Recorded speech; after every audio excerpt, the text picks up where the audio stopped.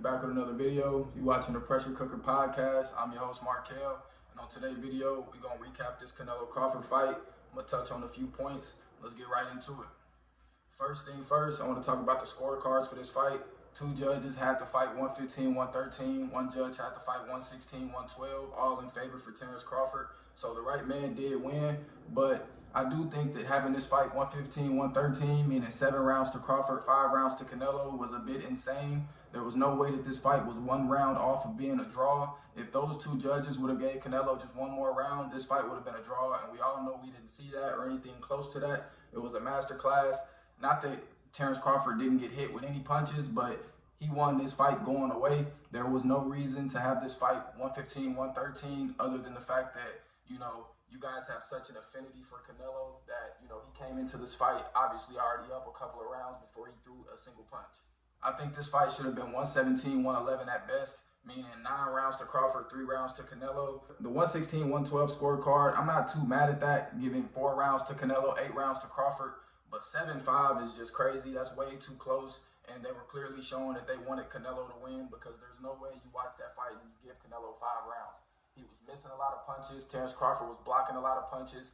He was making Canelo follow him, and he was getting tagged all night long. Let's get into the fight.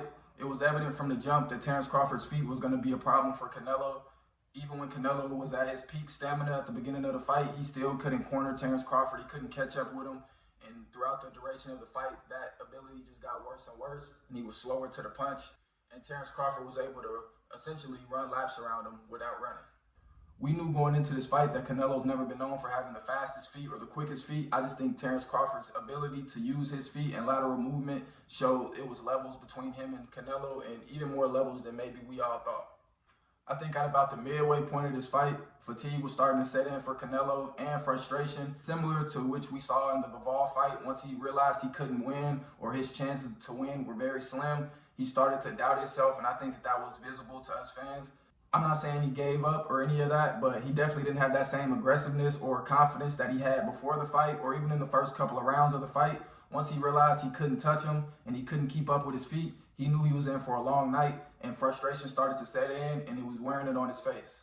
I think one thing that was frustrating Canelo was that Terence Crawford was getting real creative with his combinations. He didn't get into his combination punching too early. He started off just throwing jabs, 1s and 2s, using his feet, not letting Canelo trap him. But once he was able to start getting off his punches, he was hitting Canelo with some shots that he just didn't see coming, and he was throwing some combinations that were real creative, and I just think Canelo wasn't ready for that. I think one thing that didn't work in Canelo's favor was that his punch selection was real dry. He was just throwing the 1 and the 2, and he was just throwing it with everything he had. He wasn't really putting combinations together. He was doing some effective body punching to Terence Crawford. I don't know how effective because Terence Crawford didn't really get tired throughout the duration of the fight, but he was landing some good shots. I think he should have been a little more dynamic with his punch selection, and maybe that's asking too much of a 35-year-old fighter with nearly 70 fights. It looks like, all those fights might have caught up to him a little bit in this fight, but I give him no excuses. He made no excuses. Terence Crawford was just a better fighter in this fight, and we all got to witness greatness. Another thing I want to give Terence Crawford credit for is that he set the table before he ate.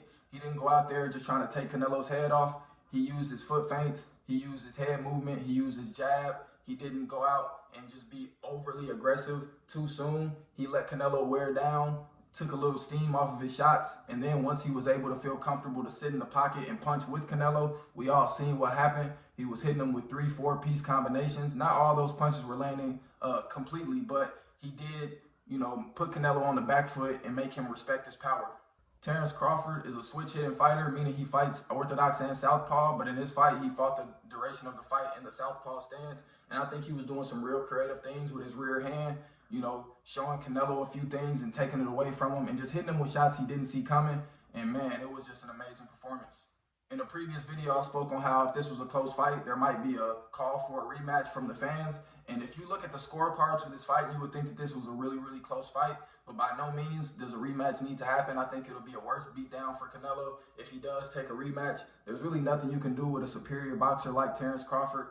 Canelo's not going to be able to make his feet faster. He's not going to be able to take any of the wear and tear off of his body from being a professional since he was 15 years old. I just think the better man won, and, no excuses. You just tip your hat to him. After winning this fight, Terence Crawford is now a 3-time undisputed champion in 3 different weight divisions. He's a 5-weight world champion, and who knows what he's going to do throughout the rest of his career. If he retires, he's easily a Hall of Famer, one of the greatest fighters of all time, and one of the greatest fighters of this era. You know, up there with Canelo, Usyk, but you know, it's Terence Crawford's moment, and we all just got to clap it up for him.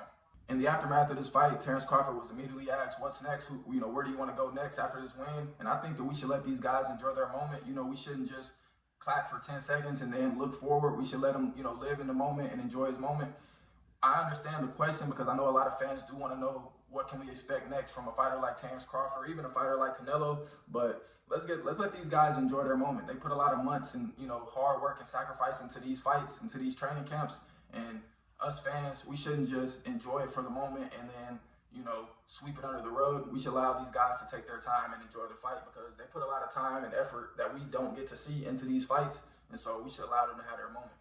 But since he did answer the question, he said he might move down to 160 and potentially challenge for a title there. The champions at 160 pounds right now are Jenna Beck, Carlos Adames, and Erislandy Lara, which will all be interesting fights for Terence Crawford if he does decide to do that. They asked him if he would move down to 154, where he is still a current champion, and fight Jaron Boots Ennis, who's moving up to 154 pounds in, I believe, October to fight Usman Lima. And while he said no to the potential fight with Jaron Boots Ennis at 154 pounds, I think that it would be interesting to see him move down to 160 and still face some of those heavy-hitting guys and potentially become a 6-weight world champion, further cementing his legacy, and we'll all be watching. While Terence Crawford said a lot during the build-up for this fight, and even after the fight, that nobody believed in him, he closed at about a plus 140 underdog, which really isn't too much of an underdog. A lot of the smart money came in late on Terence Crawford, meaning a lot of people did believe he was going to beat Canelo Alvarez, and he went on to do so. I know a lot of people was making a big deal of the weight and thinking Canelo might knock Terence Crawford out, which is always a possibility when you step into the boxing ring, but Terence Crawford had a lot of supporters, a lot of believers. You're never going to have everybody on your side, but he went out there and did what he said he was going to do, and we all witnessed greatness. I want to say congratulations to both fighters. They both put on excellent performances. They went through grueling training camps just to give us a night of fights, a night of enjoyment, and we should be indebted to them. Both guys left with a bunch of money. They left with their health, so while one guy won and one guy lost, at the end of the day, both guys have something to hold their head up about. And I think the sport of boxing definitely took a step forward with a fight like this. So while the future of both fighters is unknown, they gave us a fight that we could go back and watch for years to come. It was a great performance by Terence Crawford. That fight will be studied by young fighters for years to come, and they'll try to implement some of his strategies and some of his tactics in their game, and hopefully try to achieve the greatness that he has as well. Before I get out of here, I want to touch on a couple of the fights on the undercard. The Christian and Billy Lester Martinez fight was an absolute war. That fight ended in a draw, so more than likely we'll be seeing that fight again. I think both guys can go back to the drawing board and sharpen up a few things. I think both guys had the mindset that they were going to come out and have this toe-to-toe slugfest, and that's exactly what they gave us. And while that is a fan-friendly fight, fights like that typically are hard to score, which is why it was hard to give one guy the nod over the other, and they take years off of your career. So I'm not telling these guys how to fight, but you might want to clean up your work just a little bit just so the judges can score the fight in your favor. This fight was called a draw because neither guy pulled away, neither guy established their dominance. If I had to choose, I think Christian and Billy did win the fight because I believe the fight was fought on his terms more so than Lester Martinez's terms. He was following Martinez, staying in his chest, really not allowing him to breathe. And in the moments that Lester Martinez did use his jab, use his angles, and was turning Christian and Billy, he was having a lot of success. So I believe if he does more of that in the rematch, he'll be able to pull it out. But if not, we're going to have another, toe-to-toe slugfest, and who knows, it might be another draw, so both guys should go back and try to clean up a few things just to give them the edge in the next fight. But we should be appreciative as fans because they put it all on the line and they gave us an amazing fight, and congrats to both of them. In the co-main event, we had Callum Walsh versus Fernando Vargas Jr., and truthfully, I believe that the right guy won. I think during the build-up for this fight, a lot of people were saying how Fernando Vargas Jr. was inexperienced and he didn't have the pedigree of like a Callum Walsh because Callum Walsh started boxing when he was just a baby and Fernando Vargas started a little later in life. But if you didn't know that watching this fight, they seem to be on the same level. Callum Walsh maybe pulled away just a little bit. By no means do I think, Fernando Vargas won the fight, but he showed a lot more skill and a lot more determination than I thought that he was going to show. Or maybe Callum Walsh just met him halfway, and he didn't show the pedigree and the class that everybody said that he had. You know, I'm not writing either fighter off. Both guys will be back. You know, Callum Walsh is potentially in line for a title shot here soon, while Fernando Vargas is still fighting his way up the ranks. You know, it'll be interesting to see the direction of both of their careers and where they go from here, but an amazing fight as well. Fernando Vargas came out and boxed a beautiful fight. He got hit a few times with some shots that he has to, you know, see coming and stuff, but man, he did better than a lot of people thought he could, and he made Callum Walsh not look as great as he's looked in a lot of other fights, so we have to give him credit for that, and Callum Walsh definitely has to improve on a few things, and when he fights stiffer competition than a Fernando Vargas Jr., if he goes out there and performs like that, we could see him lose, you know, but both of these guys were undefeated going into this fight, so somebody's O had to go, and unfortunately it was Fernando Vargas Jr., but congrats to both fighters for fighting on a big stage like this and putting it all on the line, and we hope to see them back soon. All in all, it was a great night of fights. Congratulations again to Terrence Crawford for doing exactly what he said he was going to do, which was take all of Canelo Alvarez's belts. If he decides to retire after this, nobody can knock him forward. He's done a lot in the sport of boxing. He's done more in the sport of boxing than a lot of people can dream of. And man, we've all been blessed to witness his greatness. And if he does decide to come back and fight, we'll all be tuned in. But that's it for this video. Appreciate y'all for tuning in. And we out. Peace.